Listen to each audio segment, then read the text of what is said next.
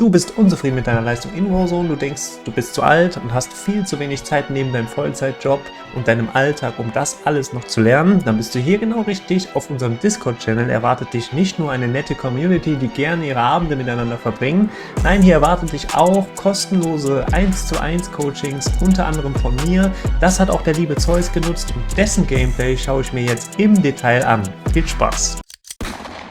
In dem heutigen Video erwarten dich also besonders hilfreiche Tipps für Einsteiger bzw. leicht Fortgeschrittene, und in unseren Coachings haben wir schon so einigen weitergeholfen. Das Beste ist, skillunabhängig. Wir haben Einsteiger, fortgeschrittene und sehr fortgeschrittene Spieler und Coaches unter uns.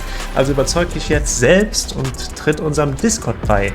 In diesem Coaching bekommst du also dann ein maßgeschneidertes Coaching, also praktisch angepasst auf deinen Skill. Und das Ganze ist auch noch kostenlos. Wenn euch das Ganze gefällt, lasst jetzt gerne einen Kommentar, Daumen hoch und vor allem ein Abo da. Vielen Dank, let's go! Okay, let's go! So, wir schauen uns also jetzt gemeinsam das Gameplay von lieben Zeus Relax an. Und ich werde dann, wie wir das auch in unseren Coachings dann gemeinsam machen, das so ein bisschen kommentieren und mir sagen, was mir auffällt, was man vielleicht besser machen kann. Was mir schon mal sehr positiv auffällt, ist, er markiert hier einen Auftrag.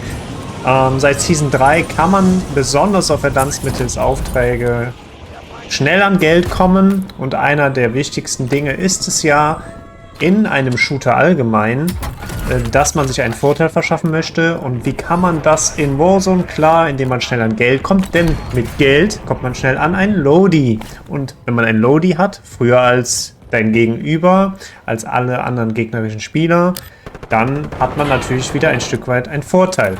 Ein Vorteil kann es auch sein, dass man die Map kennt, also gute Map-Kenntnisse hat, ein besseres Situationsbewusstsein hat oder Informationsvorsprung hat, weil man vielleicht zuvor eine Drohne hatte und den Gegner auf dem Radar gesehen hat. Wir sehen jetzt schon oben links auf dem Radar einen roten Rahmen ums Radar.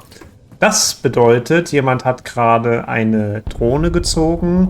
Somit ist Zeus hier gerade auf irgendeinem gegnerischen Radar sichtbar. Das zeigt ihm der rote Rahmen an, der jetzt gerade verschwunden ist. Auch das ist wieder eine Information, die auch Zeus irgendwo im Hinterkopf behalten sollte, weil wäre er jetzt in der Zeit gepusht worden, dann kann man davon ausgehen, dass das vielleicht ein Spieler oder der Spieler war, der das Radar gezogen hat und somit die Position von ihm kennt. So, jetzt geht es also im ersten Schritt darum, möglichst schnell, wie schon gesagt, an Geld zu kommen. Denn er will ein Lodi. Und das ist was ich so ein bisschen hier als Tipp mitgeben möchte. Das dauert mir ein bisschen zu lange. Der Fokus ist jetzt ja zu wenig auf Looten. Jetzt hier ein Fight. Einen nächsten Tipp, den ich in dem Zusammenhang mitgeben möchte, das sehe ich habe mir das Video im Vorab natürlich schon mal grob angeschaut, dass er immer ins Aim-Down-Sight geht, dann schießt. Ihr wisst, First Shots in Call of Duty sind extrem wichtig, dass man diese zuerst hittet und dass man den Gegner auch nicht aus den Augen verliert. Wenn man ins Aim-Down-Sight geht, nimmt man sich sehr viel Sicht. Und gerade dadurch, dass die Gegner sehr schnell sich bewegen, die Charaktere, ist ja auch ein sehr movement-lastiges Spiel, macht es Sinn, erstmal aus der Hüfte zu schießen, die First Shots zu hitten und dann ins Aim-Down-Sight zu gehen. Das beobachte ich immer wieder und das sieht man auch bei allen fortgeschrittenen Spielern oder Pros.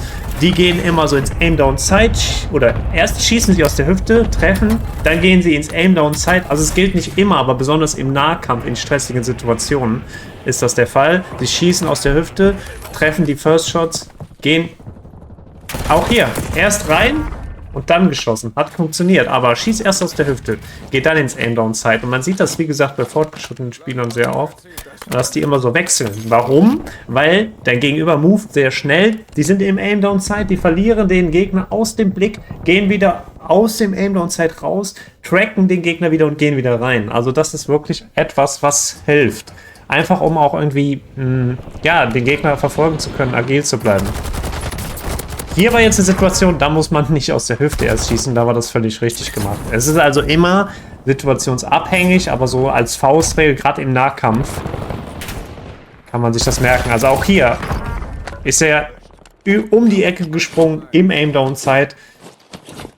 Ja, da hätte er auch aus der Hüfte erst schießen können oder vielleicht noch besser aus einem Fenster reinpushen können und dann aus dem Aim-Down-Sight schießen. Aber ansonsten auch ja schon mal gut gemacht. Wir sind hier immer noch im Early Game. Erste Zone ist gerade vorbei. Er hat schon 4 Kills, also nicht schlecht. Aber was hat er jetzt? Das fällt mir natürlich spätestens auf. Ich habe jetzt viel geredet, aber schaut immer, wie viel Geld ihr habt. Er hat jetzt 9.800 $ und der Lodi ist also auch schon da. Er sollte also, entweder zieht er sich jetzt erstmal Lodi am Shop, was völlig legitim wäre, dann spart er sich sozusagen das Lodi, was da oben ist, schon auf für den Fall, dass er wiederkommt. Oder er zieht sich jetzt hier irgendwie eine Drohne, was er auch macht, hat aber die Steps nicht gehört. Das ist mir auch öfter aufgefallen im Verlauf des Videos. Er hört manchmal die Steps nicht so gut. Thema Settings, gerade für die Einsteiger unter euch. Nehmt euch einmal die Zeit und stellt alles vernünftig ein. Auch die Sounds. Gerade wenn ihr auf PC spielt, könnt ihr auch in den Windows-Sound-Einstellungen diese Enhancement-Settings vornehmen. Googelt nach Warzone Settings oder noch viel besser, geht auf meinen Kanal und klickt unter meinem Kanal, ist ja rechts dieses Suchsymbol, klickt da auf Einsteiger-Guide und guckt euch den Einsteiger-Guide, den ich euch jetzt unten auch mal in der Videobeschreibung verlinke, an, nehmt alle Settings vor und wenn ihr Controller-Spieler seid und bezüglich der Controller-Settings noch mehr Unterstützung braucht, dann kommt jetzt in unseren Discord. Wir haben viele Controller-Spieler unter uns, auch sehr fortgeschrittene, die euch auf jeden Fall auch da weiterhelfen werden. Was ich hier beobachte ist, er läuft auch manchmal geduckt, und schleicht so ein bisschen. Ich sag mal, das ist... Ich meine, vielleicht ist ihm bewusst, dass gerade ein roter Rahmen ums Radar ist, dass er vielleicht jetzt gejagt oder voraussichtlich gepusht wird. Aber auch dieses geduckt aus der Tür laufen, das macht man so nicht. Das, was er jetzt gemacht hat, reinsliden, das macht man. Auch wenn man weiß, dass vielleicht jemand irgendwo draußen ist. Schöner Dropshot, by the way. Also, wir sehen, er ist kein blutiger Anfänger. Er ist auf einem guten Weg. Er benutzt das Movement im Fight, indem er hier gerade einen Dropshot gemacht hat. Nächster Tipp, weil wir gerade beim Thema Movement waren, also nochmal zurück. Wenn ihr aus Türen rausgeht, slidet raus und rennt sofort wieder zurück vielleicht, um jemanden zu baiten. Also langsam laufen ist hier nicht, oder nur in ganz seltenen Fällen. Baut das Movement ein. Und das Movement hat er da gerade super eingebaut bei dem Dropshot. Das war also sehr schön.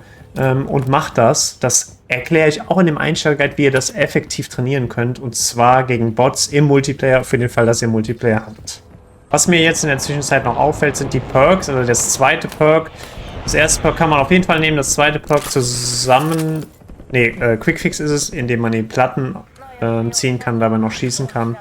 Ist okay, aber als Einsteiger oder leicht Fortgeschrittene wäre vielleicht hier ein Tracker besser geeignet. Also probier mal Tracker aus. Und als letztes Perk hast du hier, glaube ich, Alarmiert.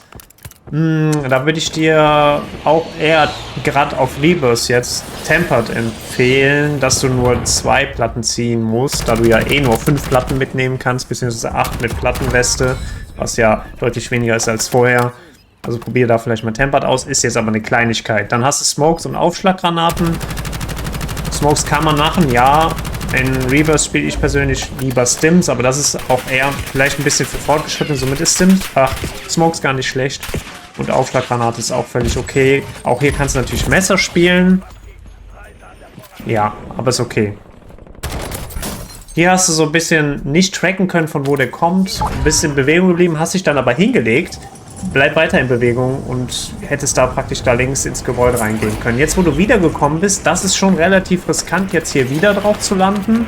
Du musst immer davon ausgehen, dass derjenige jetzt wartet. Hat er in dem Falle nicht gemacht, also es ist gut gegangen. Aber zieh ganz oben in der Luft kurz den Fallschirm, verschaff dir einen Überblick, guck, ob da jemand ist und lande dann eben da. Hättest du eben das Geld genutzt für deinen ersten Lodi, hättest du jetzt auch noch einen zweiten Lodi gehabt. Ansonsten lernt vernünftig zu regainen, also sich wieder auszurüsten. Und was mir in dem Fall auch noch auffällt, du bist Controller-Spieler, nutze deinen Rotational Aim Assist. Falls du nicht weißt, was das ist, kurz erklärt, dein Aim Assist greift dann erst richtig, wenn du dich während des Schießens bewegst. Also, die Grundregel in Warzone Call of Duty ist, auch hier jetzt, bleib, während du schießt, in Bewegung. Selbst wenn du liegst oder geduckt bist, dann kreise vielleicht mit deinem linken Daumen, aber bleib auf jeden Fall in Bewegung, damit dein Aim Assist greift. Das ist also sehr, sehr, sehr wichtig. Auch das kannst du sehr gut trainieren. gegen Bots offline als sozusagen Warm-up-Routine. Wie gesagt, guckt unten in der Videobeschreibung das Einsteigervideo euch an, in dem ich das besser erkläre. Und was mir jetzt auch noch auffällt, ist, dass wir noch nicht die Wiederauferstehung geschlossen haben. Ihr wisst, ich sag immer auch den Einsteigern, ihr werdet nur besser, wenn ihr viele Konfrontationen sucht. Somit ist Wiederauferstehung schon mal ein sehr guter Modus. Und ihr solltet aber auch diese, also sprich die Wiederauferstehung nutzen, um möglichst viele Konfrontationen zu suchen. Und da gibt es immer eine Grundregel, die ich gerne sage. Erstens Lodi, also erstens Geld mit Aufträgen oder Looten, um genug Geld zu haben für den Lodi. Dann hast du den Lodi, dann zweitens genug Geld haben für Informationen, sprich Radar.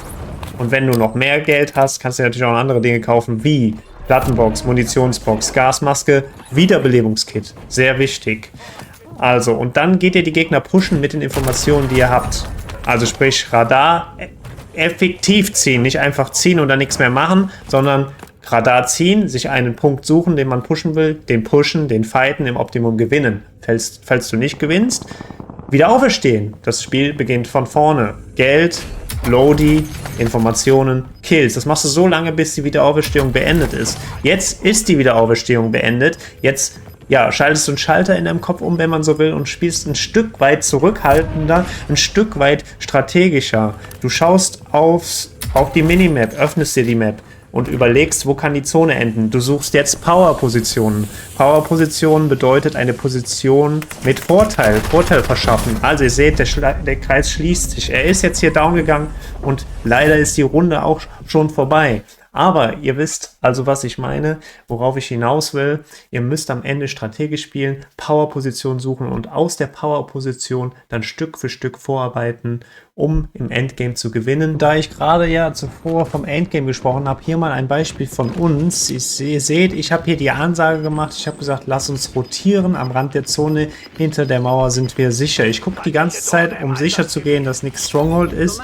Nutze hier noch meinen Herzschlagsensor, um noch sicherer zu gehen. Und wir wissen, es leben noch 9 gegnerische Spieler bzw. 2 gegnerische Teams. Da ist auch noch ein gegnerischer Cluster drauf. Wir konnten hinter uns jetzt ausschließen und wissen im Prinzip, dass die auf Control sind. Und wir haben in dem Moment ja kein Highground. Wir wissen aber, das sehen wir oben am Kreis, und dass die ja gegenseitig kämpfen, dass die Zone sich gleich schließen wird und Control auf dem Dach dann nicht mehr die Power-Position ist. Und somit haben wir jetzt die absolute Power-Position. Und die Ansage, die hier ist, komm, wir chillen hier an der Mauer, die müssen jetzt gleich runter pushen, dann sind es Easy Kills. Und das ist das, was ich gerade auch im Coaching am Ende meinte. Versucht euch gegen Ende hin, spätestens oder erst dann, wenn die Wiederauferstehung geschlossen ist, so langsam zu orientieren und ein gutes Positioning auszuspielen. Denn mit einem guten Positioning können die auch meistens noch viele Kills abfarmen, und das sind meistens leichte Kills, weil die Leute, wie wir jetzt hier gleich sehen werden, ja komplett unter Druck sind und gar keine Zeit oder sich gar nicht auf euch konzentrieren könnt. Ihr wartet ja nur noch auf den Moment, dass sie hier jetzt pushen, und wie ihr sehen könnt, ein Kill easy geholt und die sind alle dann noch in der Zone, zweiter Kill easy geholt und somit auch ein easy Win. Wenn euch das Video gefallen hat, dann lasst mich das gerne mit einem Daumen hoch, Kommentar und Abo wissen. Und wenn ihr auch ein 1:1 Coaching von mir oder einer unserer Coaches haben wollt, dann joint jetzt unserem Discord, und allen Einsteiger und Anfänger unter euch empfehle ich jetzt auf jeden Fall dieses Video.